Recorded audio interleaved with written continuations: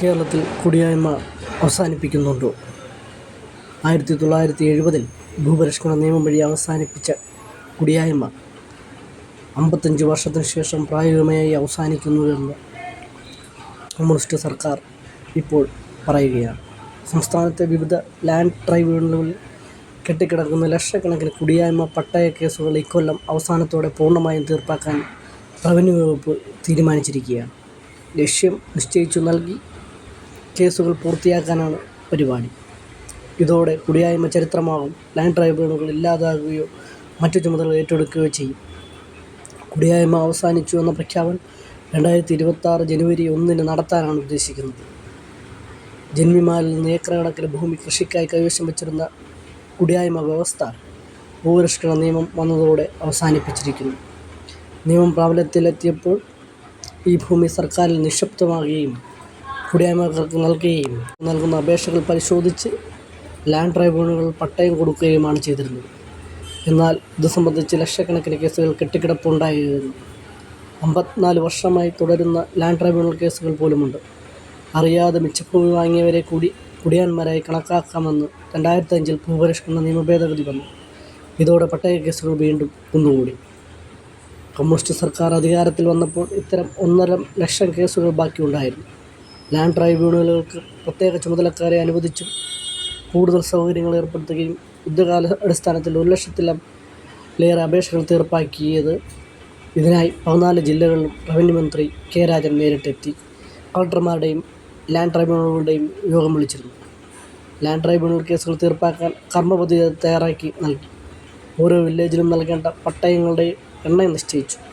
Land tribunal ഉദ്യോഗസ്ഥർക്ക് പ്രത്യേക പരിശീലനം നൽകുകയും നടപടിക്രമങ്ങൾ ലഘൂകരിക്കുകയും കൂടുതൽ സിറ്റിംഗുകൾ നടത്തുകയും ചെയ്തിരുന്നു. ഗ്രാമസമൂഹത്തിലെ ജാതി ഹിന്ദുക്കളുടെ കുത്തകയാണ് ജാതി വ്യവസ്ഥയുടെ ഭൗതിക അടിത്തറയായി ബാബാസാഹേബ് തിരിച്ചറിഞ്ഞു. ദളിതർക്കുള്ള ഭൂപ്രശ്നം മാനുഷിക അന്തസ്സുമായി ബന്ധപ്പെട്ടതാണ്. അടിമത്തത്തിൽ നിന്നും ഗ്രാമീണ സമൂഹത്തിലെ ജാതി അടിസ്ഥാനമാക്കിയുള്ള ചൂഷണത്തിൽ നിന്നുമുള്ള സ്വാതന്ത്ര്യം ഭൂരഹിതരായ ദളിതരുടെ താൽപ്പര്യങ്ങളെ അവഗണിച്ചുകൊണ്ട് മുഖ്യധാര ഭൂപരിഷ്കരണ വ്യവഹാരങ്ങളെ ബാബാസാഹേബ് അംബേദ്കർ വിമർശിക്കുകയും കർഷക ഉടമകളെ സൃഷ്ടിക്കുന്നതിൽ ശ്രദ്ധ കേന്ദ്രീകരിക്കുകയും ചെയ്തു. ഇത് ഇന്ത്യയുടെ കാർഷിക വികസനത്തിന് വിപരീത ഫലമാണെന്ന് അദ്ദേഹം വാദിച്ചു. ജാതി ഉന്മൂലനം, സമ്പദ് വ്യവസ്ഥയുടെ നവീകരണത്തിലൂടെയും കർഷകരുടെയും തൊഴിലാളികളുടെയും മോചനം, ദളിതർക്ക് കൃഷിയോഗ്യമായ ഭൂമി വിതരണം എന്നിവ ബാബാസാഹേബ് അംബേദ്കർ വാദിച്ചു. അംബേദ്കറിൻ്റേത് കാർഷിക പ്രശ്നത്തോടുള്ള ആധുനിക സമീപനമായിരുന്നു. അത് നിലവിലുള്ളതും പ്രാചീനവുമായ സ്ഥാപന ഘടകങ്ങളിൽ നിന്ന് പൂർണ്ണമായും വിച്ഛേദിക്കണമെന്നും ആവശ്യപ്പെടുന്നു. ഇന്ത്യയിലെ കാർഷിക ഭൂപ്രശ്നങ്ങൾക്ക് ബാബാസാഹേബ് അംബേദ്കറുടെ പരിഹാരത്തിൽ 3 ഘടകങ്ങളുണ്ടായിരുന്നു. ഒന്നാമത്തേത് ജാതി ഉന്മൂലനം വഴി ഇന്ത്യൻ സമൂഹത്തിൻ്റെ അടിത്തറയിൽ ഒരു വിപ്ലവത്തിലേക്ക് അദ്ദേഹം ശ്രദ്ധ കേന്ദ്രീകരിച്ചിരുന്നു. രണ്ടാമതായി കർഷകരുടെയും ഭൂരഹിതരായ കർഷക തൊഴിലാളികളുടെയും മോചനം, ദ്രുതഗതിയിലുള്ള വ്യവസായവൽക്കരണം, നഗരവൽക്കരണം, വിദ്യാഭ്യാസം എന്നിവയിലാണെന്ന് അദ്ദേഹത്തിൻ്റെ ധാരണ. എന്നിരുന്നാലും ഈ പ്രക്രിയ സങ്കീർണമായ ഒന്നാണെന്നും ചെറുകിട കർഷകരും ഭൂരഹിതരായ തൊഴിലാളികളും കൃഷിയിൽ തുടരുമെന്നും അദ്ദേഹത്തിന് വ്യക്തമായിരുന്നു. മൂന്നാമത്തെ ഘടകഭാഗം മറ്റുള്ളിൽ നിന്ന് പിന്തുടർന്ന് ദളിതർക്ക് പ്രത്യേക ഗ്രാമങ്ങളുടെ ഒരു സംസ്ഥാന വ്യവസായത്തിൻ്റെ മാതൃകയിൽ കൃഷി പുനഃസംഘടിപ്പിക്കണമെന്നും ദളിതർക്ക് കൃഷിയോഗ്യമായ ഭൂമി വിതരണം ചെയ്യണമെന്നും ബാബാസാഹേബ് അംബേദ്കർ ശുപാർശ ചെയ്തു. അംബേദ്കറിൻ്റേത് കാർഷിക പ്രശ്നത്തോടുള്ള ആധുനിക സമീപനമായിരുന്നു. അത് നിലവിലുള്ളതും പ്രാചീനവുമായ സ്ഥാപന ഘടനകളെ പൂർണ്ണമായും തകർത്തുകയും ചെയ്തു.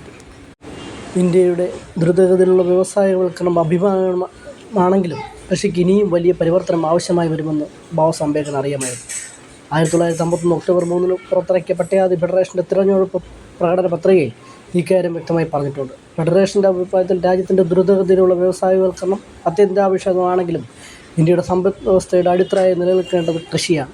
ഇന്ത്യൻ കാർഷിക മേഖലയുടെ പുനർനിർമ്മാണത്തെ കണക്കിലെടുക്കാത്ത ഉൽപ്പാദന വർധനയുടെ ഏതൊരു പദ്ധതിയും നിരാശയിലേക്ക് നയിക്കും. അംബേദ്കറുടെ ഇന്ത്യയിലെ ഭൂപ്രശ്ന പരിഹാരത്തിൽ സൂചിപ്പിച്ചതുപോലെ 3 ഘടകങ്ങൾ കൂടി ഉണ്ടായിരുന്നു.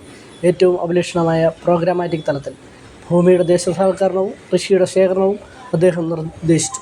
അതൊരു സർക്കാർ നടത്തുന്ന വ്യവസായമായിരുന്നു. രണ്ടാമതായി ഹിന്ദു ഗ്രാമസമൂഹത്തിൽ നിന്ന് ദളിതർക്ക് സ്വാതന്ത്ര്യം നൽകുന്ന പ്രത്യേക സെറ്റിൽമെൻറ്റുകൾ അദ്ദേഹം നിർദ്ദേശിച്ചു. മൂന്നാമതായി ഭൂരഹിതരായ ദളിതർക്ക് സർക്കാർ തരിശുഭൂമിയും വനവും മേച്ചിൽപ്പുറവും വിതരണം ചെയ്യണമെന്നും അദ്ദേഹം ആവശ്യപ്പെട്ടു.